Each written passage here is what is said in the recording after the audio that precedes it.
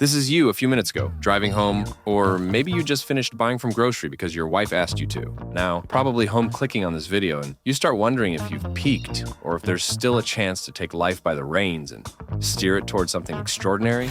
Here's the thing. Your 40s aren't about slowing down.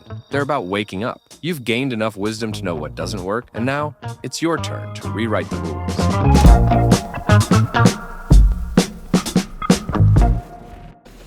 Robert Downey Jr. Robert's life didn't exactly follow the script of a neat Hollywood success story. In his 20s and 30s, he was a rising star who lost his way.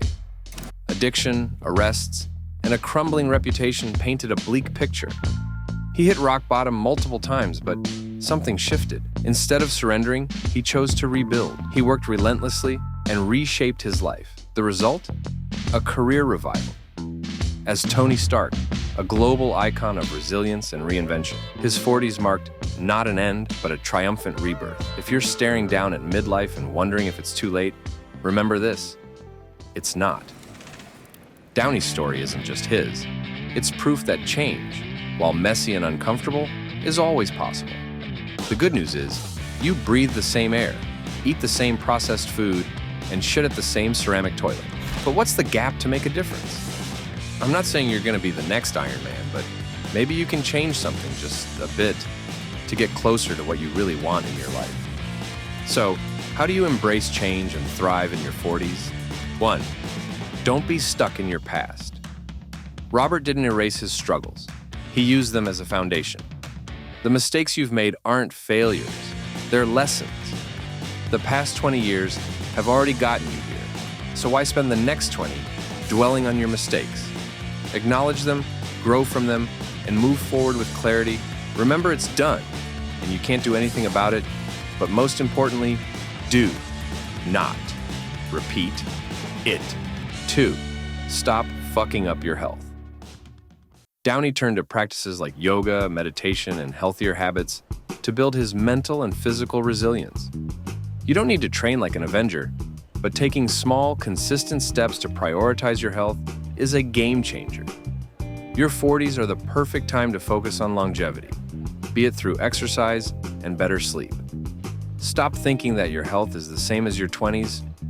To be blunt, just remember, you're halfway across dying. 3. Look at the people around you. Downey often credits his wife, Susan, for being a pillar of strength. Surround yourself with people who challenge, uplift, and support you.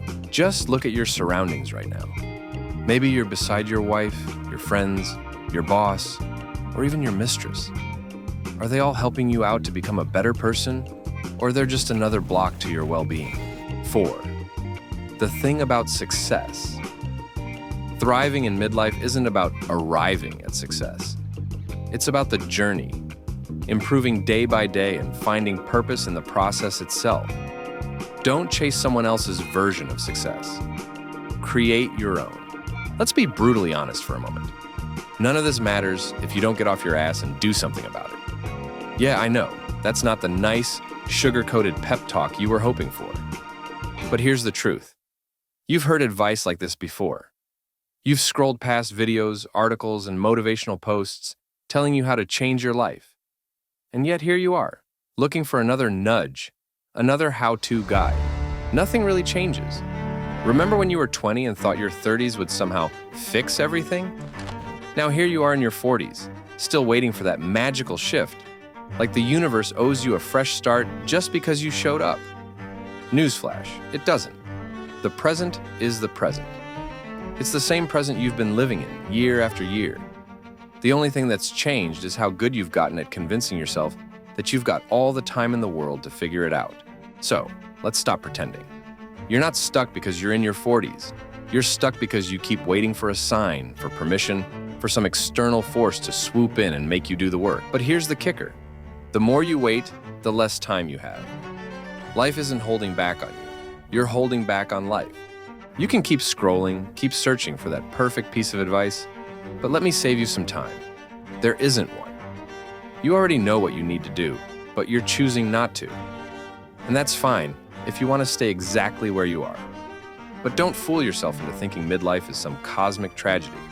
It's just you, sitting in the same seat you've been in for years, refusing to stand up.